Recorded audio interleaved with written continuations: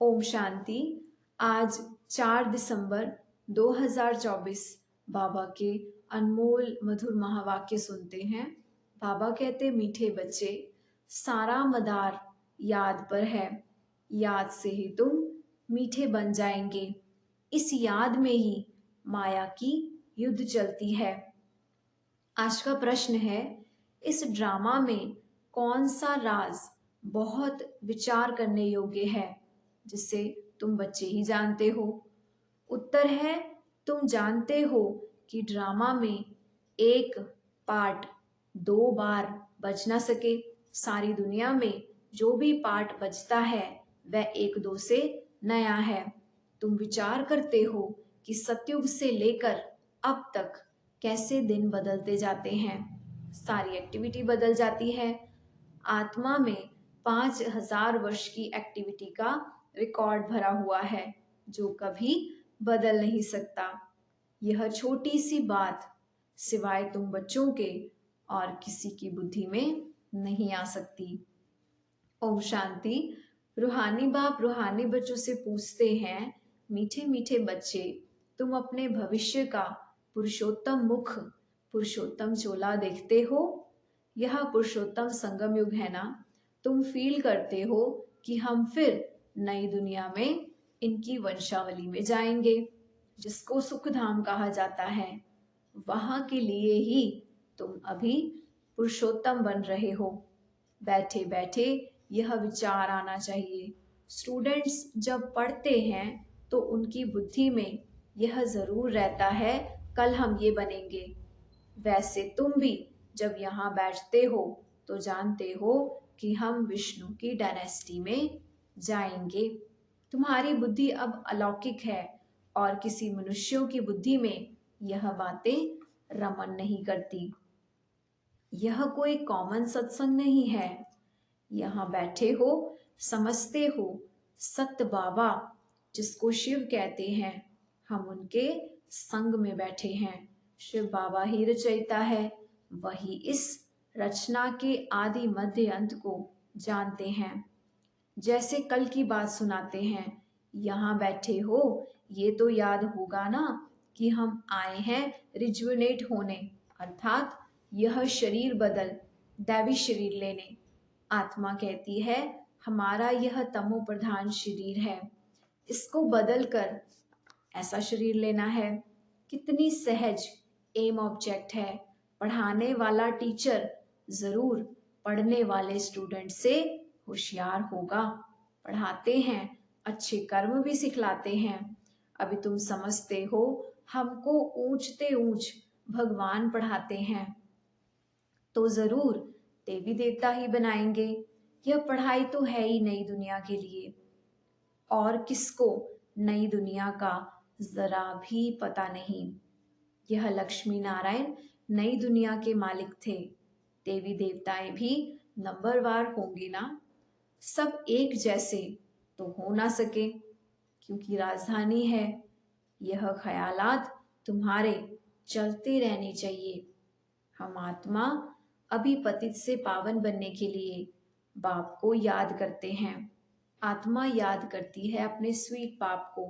बाप खुद कहते हैं, तो मुझे याद करेंगे तो पावन सतो प्रधान बन जाएंगे। सारा मदार याद की यात्रा पर है। बाप जरूर पूछेंगे, बच्चे मुझे कितना समय याद करते हो। याद की यात्रा में ही माया की युद्ध चलती है। तुम युद्ध भी समझते हो, यह यात्रा नहीं परंतु जैसे कि लड़ाई है। इसमें भी बहुत खबरदार रहना है। नॉलेज में माया के तूफान आदि की बात नहीं। बच्चे कहते हैं, बाबा हम आपको याद करते हैं, परंतु माया का एक ही तूफान नीचे गिरा देता है। नंबर 1 तूफान है देह अभिमान का, फिर है काम, क्रोध, लोभ, मोह का। बच्चे कहते हैं, बाबा हम बहुत कोशिश करते हैं याद में रहने की, कोई विघ्न ना आए, परंतु फिर भी तूफान आ जाते हैं। आज क्रोध का, कभी लोभ का। बाबा आज हमारी अवस्था बहुत अच्छी रही, कोई भी तूफान सारा दिन नहीं आया, बड़ी खुशी रही।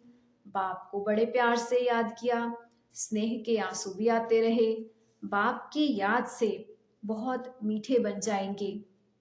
ये भी समझते हैं हम माया से हार खाते खाते कहाँ आकर पहुंचे। ये कोई समझते थोड़ी ना है। मनुष्य तो लाखों वर्ष कह देते हैं। तुम कहेंगे हम फिर से मनुष्य से देवता बन रहे हैं। यह नॉलेज बाप ही आकर देते हैं। विचित्र बाप ही विचित्र नॉलेज देते हैं। निराकार कैसे यह नॉलेज देते हैं? बाप खुद समझाते हैं, मैं कैसे इस तन में आता हूँ। फिर भी मनुष्य मूंझते हैं, क्या एक इसी तन में आएंगे? परंतु ड्रामा अनुसार यही निमित्त है, जरा भी चेंज नहीं हो सकती। यह बातें तुम ही समझकर फिर दूसरों को समझाते हो। आत्मा ही पढ़ती है, आत्मा ही सीखती और सिखलाती है। आत्मा मोस्ट वैल्यूएबल है, आत्मा अविनाशी है, सिर्फ शरीर खत्म हो जाता है। हम आत्माएं अपने परमपिता परमात्मा से रचना और रचना के आदि मध्य अंत के 84 जन्मों की नॉलेज ले रहे हैं। नॉलेज कौन लेते हैं? हम आत्मा। तुम आत्मा ने ही नॉलेजफुल बाप से मूल वतन और सूक्ष्म वतन को जाना है। मनुष्यों को पता ही नहीं हमें अपने को आत्मा समझना है। मनुष्य तो अपने को शरीर समझ उल्टा लटक पड़े हैं। गायन है, आत्मा सत्य चित आनंद स्वरूप है। परमात्मा की सबसे जास्ती महिमा है। एक बाप की कितनी महिमा है? वही दुख हरता सुख करता है।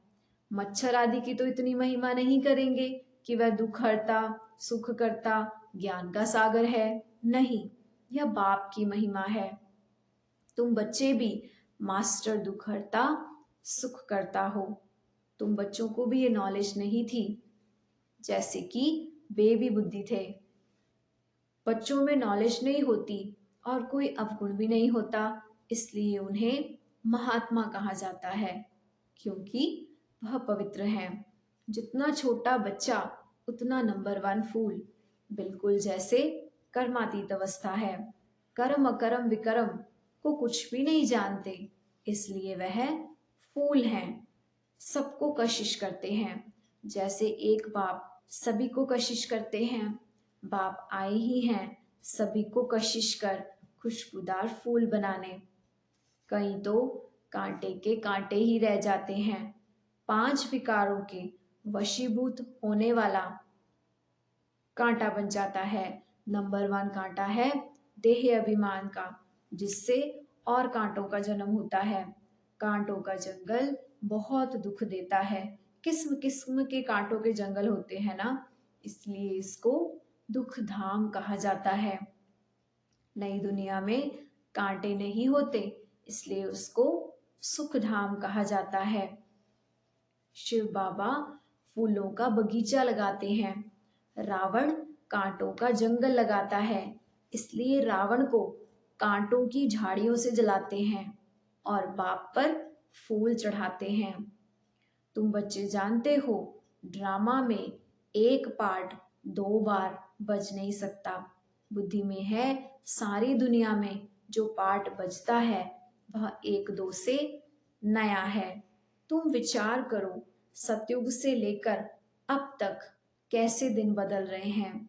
सारी एक्टिविटी ही बदल जाती है। 5000 वर्ष की एक्टिविटी का रिकॉर्ड जमा है। यह छोटी सी बात भी कोई की बुद्धि में आ नहीं सकती। इस ड्रामा के पास्ट प्रेजेंट फ्यूचर को तुम जानते हो। पवित्र बन बाप को याद करने की पढ़ाई बाप पढ़ाते हैं। यह बातें कभी सोची थी कि बाप आकर ऐसे पतित से पावन बनाने की पढ़ाई पढ़ाएंगे? इस पढ़ाई से ही हम विश्व के मालिक बनते हैं। भक्ति मार्ग के तो पुस्तक ही अलग हैं, उसको कभी पढ़ाई नहीं कहा जाता। ज्ञान के बिना सदगति हो नहीं सकती। बाप बिना ज्ञान कहाँ से आए जिससे सदगति हो? सदगति में जब तुम होंगे तो भक्ति करेंगे, नहीं वहां तो है ही अपार सुख। फिर भक्ति किस लिए करे? यह ज्ञान अभी तुम्हें ही मिलता है। सारा ज्ञान आत्मा में रहता है। आत्मा का कोई धर्म नहीं होता। आत्मा जब शरीर धारण करती है, फिर कहते हैं फलाना इस धर्म का है। आत्मा का धर्म क्या है? एक तो आत्मा बिंदी मिसल है और शांत स्वरूप है, शांति धाम में रहती है। अभी बाप समझाते हैं, सभी बच्चों का बाप पर हक है। बहुत बच्चे हैं जो और धर्मों में कन्वर्ट हो गए, वह फिर निकलकर अपने असली धर्म में आ जाएंगे। जो देवी देवता धर्म छोड़ दूसरे धर्म में गए हैं, वह सभी पत्ते लौट अपने जगह पर आ जाएंगे। तुम्हें पहले पहले तो बाप का परिचय देना है। इन बातों में सब मूंझे हुए हैं। तुम बच्चे समझते हो अभी हमें कौन पढ़ाते हैं? बेहद का बाप श्री कृष्ण तो है देहधारी। ब्रह्मा बाबा को दादा कहेंगे। तुम सब भाई बहन हो ना, फिर है मर्तबे के ऊपर। भाई का शरीर कैसा है, बहन का शरीर कैसा है? आत्मा तो है एक छोटा सा सितारा। इतनी सारी नॉलेज एक छोटे से सितारे में है। सितारा शरीर के बिगर बात नहीं कर सकता। सितारे को पार्ट बजाने के लिए इतने ढेर ऑर्गन्स मिले हुए हैं। तुम सितारों की तो दुनिया ही अलग है। आत्मा यहाँ आकर फिर शरीर धारण करती है। शरीर छोटा बड़ा होता है। आत्मा ही अपने बाप को याद करती है, वह भी जब तक शरीर में है। घर में आत्मा बाप को याद नहीं करेगी, वहां कुछ मालूम ही नहीं पड़ता हम कहाँ हैं। आत्मा और परमात्मा जब शरीर में है, तब आत्माओं और परमात्मा का मेला कहा जाता है। गायन भी है, आत्मा और परमात्मा अलग रहे बहुकाल। कितना समय अलग रहे? याद आता है ना कितना समय अलग रहे? सेकंड सेकंड पास होते 5000 वर्ष बीत गए। फिर 1 नंबर से शुरू करना है। एक्यूरेट हिसाब है ना? अभी तुमसे कोई पूछे इसने कब जन्म लिया था, तो तुम एक्यूरेट बता सकते हो। श्री कृष्ण ही पहले जन्म में आते हैं। शिव का तो कुछ भी मिनट सेकंड नहीं निकाल सकते। श्री कृष्ण के लिए तिथि तारीख मिनट सेकंड निकाल सकते हो। मनुष्यों की घड़ी में फर्क पड़ सकता है, शिव बाबा के अवतरण में तो बिल्कुल फर्क नहीं पड़ सकता। पता ही नहीं पड़ता कब आए। ऐसे भी नहीं कि साक्षात्कार हुआ तब आए, नहीं, अंदाज नहीं लगा सकते। मिनट सेकंड का हिसाब नहीं बता सकते। उनका अवतरण भी अलौकिक है। वह आते ही बेहद की रात के समय है। बाकी और जो भी अवतरण होते हैं उनका तो पता पड़ता है। आत्मा शरीर में प्रवेश करती है, छोटा चोला पहनती है, फिर धीरे धीरे बड़ी हो जाती है। शरीर के साथ आत्मा बाहर आती है। इन सभी बातों को विचार सागर मंथन कर फिर समझाना होता है। कितने ढेर मनुष्य हैं, एक ना मिले दूसरे से। कितना बड़ा मांडवा है, जैसे बड़ा हॉल है जिसमें बेहद का नाटक चलता है। तुम बच्चे यहाँ आते हो नर से नारायण बनने के लिए। बाप जो नई सृष्टि रचते हैं उनमें ऊंच पद लेने के लिए। बाकी यह जो पुरानी दुनिया है वह विनाश हो जाएगी। बाबा द्वारा नई दुनिया की स्थापना हो रही है। बाबा को फिर पालना भी करनी है। जरूर जब यह शरीर छोड़े तब फिर सतयुग में नया शरीर लेकर पालना करे। उसके पहले इस पुरानी दुनिया का विनाश होना है। भंभोर को आग लगेगी, पीछे यह भारत ही रहेगा, बाकी तो सब खलास हो जाएंगे। भारत में ही इतने थोड़े बचेंगे। तुम अब मेहनत कर रहे हो कि विनाश के बाद फिर सजाएं ना खाएं। अगर विक्रम विनाश नहीं होंगे तो सजाएं खाएंगे, पद भी नहीं मिलेगा। तुमसे जब कोई पूछता है तुम किसके पास जाते हो, तो बोलो शिव बाबा के पास, जो ब्रह्मा के तन में आया हुआ है। यह ब्रह्मा कोई शिव नहीं है। जितना बाप को जानेंगे तो बाप के साथ प्यार बढ़ेगा। बाबा कहते हैं बच्चे, तुम और कोई को प्यार नहीं करो और संग तोड़ एक संग जोड़ो। जैसे आशिक माशुक होते हैं ना, 108 आशिक बनते हैं, उसमें भी 8 सच्चे सच्चे बनते हैं। 8 की भी माला होती है ना, 9 रतन गाए हुए हैं, 8 दाने, 9वां बाबा, मुख्य है 8 देवताएं, फिर 16,108 शहजादे शहजादियों का कुटुंब बनता है। त्रेता अंत तक बाबा तो हथेली पर बहिष्ट दिखलाते हैं। तुम बच्चों को नशा है कि हम तो सृष्टि के मालिक बनते हैं। बाबा से ऐसा सौदा करना है। कहते हैं कोई विरला व्यापारी यह सौदा करे, ऐसे कोई व्यापारी थोड़ी हैं। तो बच्चे ऐसे उमंग उत्साह में रहो, हम जाते हैं बाबा के पास। दुनिया को मालूम नहीं है, वो कहेंगे वह तो अंत में आता है। अब वही कलयुग का अंत है, वही गीता महाभारत का समय है, यही यादव जो मुसल निकाल रहे हैं। तुम बच्चे अभी घर बैठे अपनी कमाई कर रहे हो। भगवान घर बैठा हुआ है, इसलिए बाबा कहते हैं अपनी कमाई कर लो। यही हीरे जैसा जन्म अमोल गाया हुआ है। अब इसको कौड़ी बदले खोना नहीं है। अब तुम इस सारी दुनिया को राम राज्य बनाते हो। तुमको शिव से शक्ति मिल रही है। बाकी आजकल कईयों की अकाली मृत्यु भी हो जाती है। बाबा बुद्धि का ताला खोलता है और माया बुद्धि का ताला बंद कर देती है। अब तुम माताओं को ज्ञान का कलश मिला है, अबलाओं को बल देने वाला वह है। यही ज्ञान अमृत है। शास्त्रों के ज्ञान को अमृत नहीं कहा जाता है। अच्छा, मीठे मीठे सिकिलते बच्चों प्रति माता पिता बाप दादा का याद प्यार और गुड मॉर्निंग। रूहानी बाप की रूहानी बच्चों को नमस्ते। हम रूहानी बच्चों की रूहानी बाप दादा को नमस्ते जी, नमस्ते जी।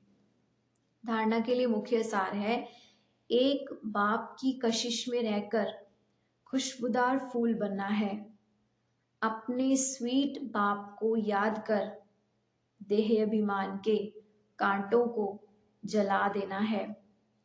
इस हीरे तुल्य जन्म में अविनाशी कमाई जमा करनी है। कौड़ियों के बदले इसे गंवाना नहीं है। एक बाप से सच्चा प्यार करना है, एक के संग में रहना है।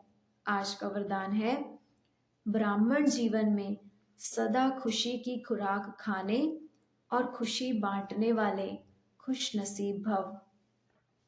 वरदान का डिटेल है, इस दुनिया में आप जैसा खुश नसीब कोई हो नहीं सकता, क्योंकि इस जीवन में ही आप सबको बाप दादा का दिल तख्त मिलता है। सदा खुशी की खुराक खाते हो और खुशी बांटते हो। इस समय बेफिक्र बादशाह हो। ऐसी बेफिक्र जीवन सारे कल्प में और किसी युग में नहीं है। सतयुग में बेफिक्र होंगे, लेकिन वहां ज्ञान नहीं होगा। अभी आपको ज्ञान है, इसलिए दिल से निकलता है कि मेरे जैसा खुशनसीब कोई नहीं। आज का स्लोगन है, संगम युग के स्वराज्य अधिकारी ही भविष्य के विश्व राज्य अधिकारी बनते हैं। ओम शांति।